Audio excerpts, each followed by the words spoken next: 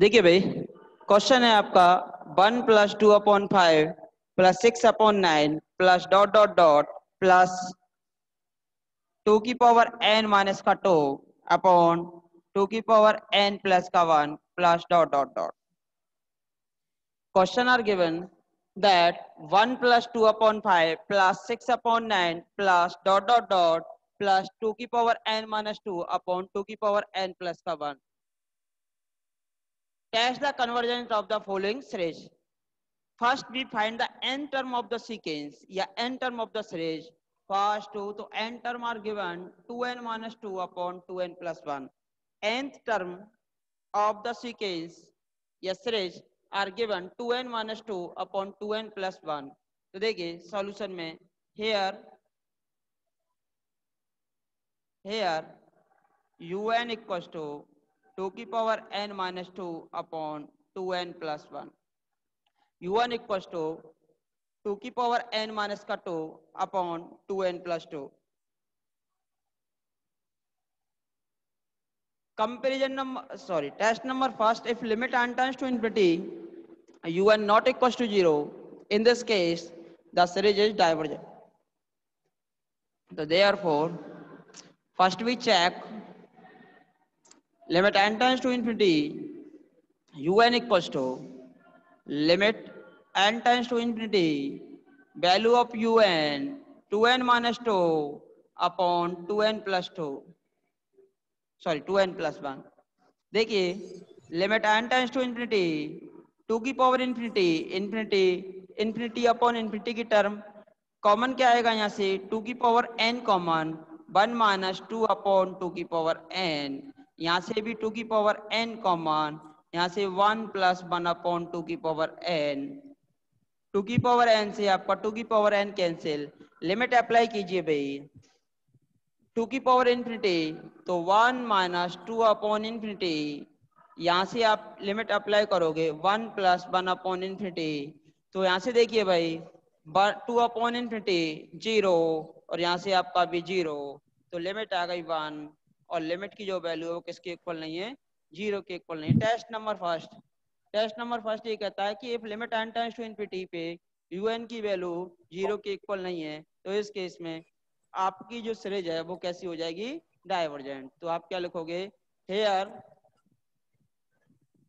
Limit n tends to infinity un not equals to 0, therefore series is divergent. तो इस प्रकार आपकी जो सीरीज होगी वो क्या हो जाएगी भाई, डाइवर्जेंट हो जाएगी. therefore series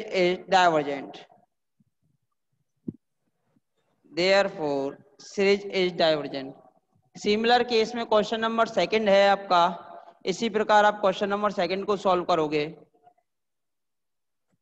अब भाई लिख लिया हो तो रफ कर दें और नहीं लिखा हो तो लिख लीजिए या स्क्रीनशॉट ले लीजिए. देखिए नेक्स्ट क्वेश्चन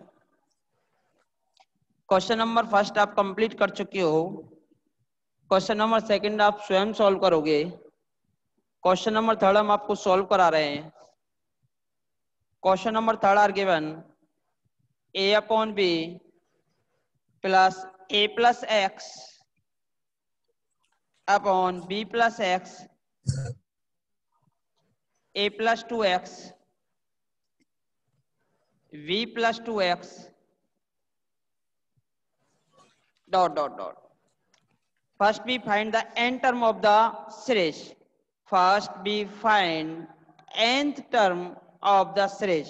सबसे पहले हम इसकी nth टर्म फाइंड करेंगे.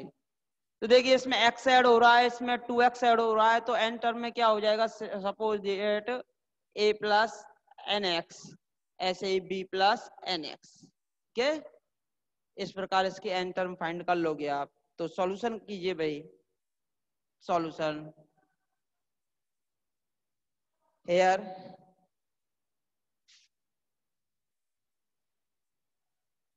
un equals to यानी nth term of the series is a + nx a plus nx v plus nx. Here n term of the series is a plus nx upon b plus nx, a plus nx upon b plus nx. Limit n tends to infinity. First we check limit n tends to infinity un, limit n tends to infinity a plus nx v plus nx, common as n, limit n tends to infinity, यहां से divide बचेगा a upon n common निकालोगे तो n आपका बाहर a upon n plus का x, यहां से आपका बचेगा v अपॉन n प्लस का x, n as a common, n से n आपका कैंसिल, लिमिट लगी हुई है n tends to infinity a upon infinity plus x v upon infinity plus x, a upon infinity 0 plus x, b upon infinity 0 plus x, x divided by x equal to 1। क्या 1 की value 0 के equal है? नहीं है। यदि limit n tends to infinity पे un की value 0 के इक्वल नहीं है तो इस केस में आपकी जो सीक्वेंस है या सीरीज है वो क्या हो जाएगी? डाइवर्जेंट। तो here limit n tends to infinity, limit n tends to infinity un not equals to 0. So this implies given series is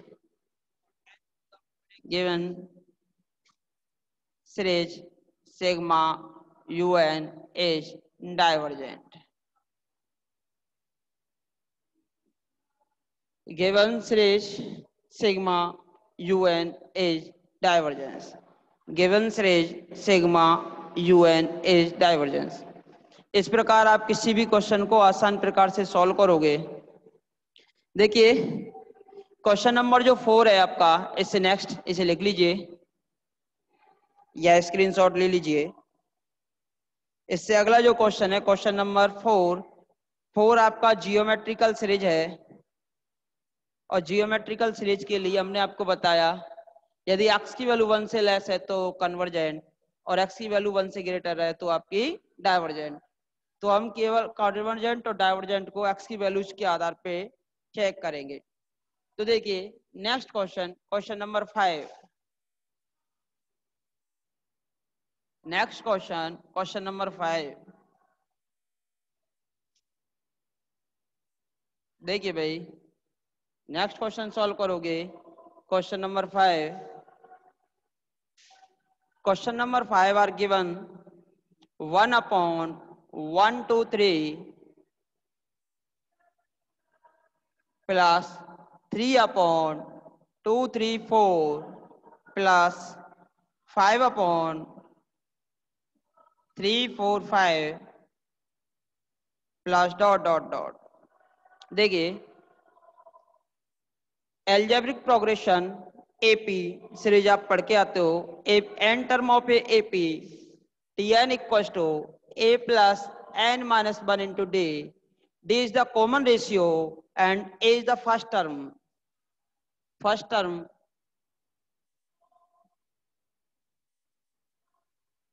of sequence, first term of AP लिख सकते हो, common ratio, common difference और nth term, ये तो जानते हो। तो 1 3 5 1 3 5 7 1 3 5 7 9। तो फर्स्ट टर्म क्या हो जाएगी इसकी एन टर्म के लिए? फर्स्ट टर्म 1 हो गई, डिफरेंस कितना है इसका? 2। एन टर्म आपको फाइंड करनी है 2, तो यहां से होगा 2n माइनस 2 प्लस का 1, तो 2n माइनस 1। तो एन टर्म क्या होगी? N term of the sequence is here nth term of the series is un equals to, ऊपर आएगा आपका 2n माइनस 1।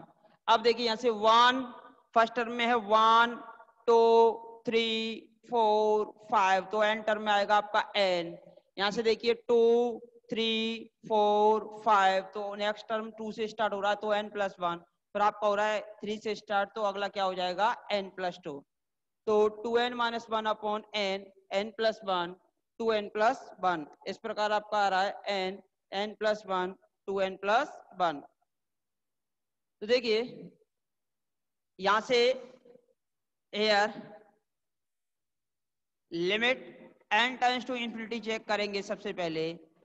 अगर limit n times to infinity पे un की वैल्यू 0 के इक्वल नहीं होती, इस केस में हमारा हो जाएगा डाइवर्जेंट, और 0 के इक्वल हो जाएगी तो हो जाएगा हमारा कन्वर्जेंट। तो देखिए first we check the convergent of the following series. For this first we apply limit n times to infinity un।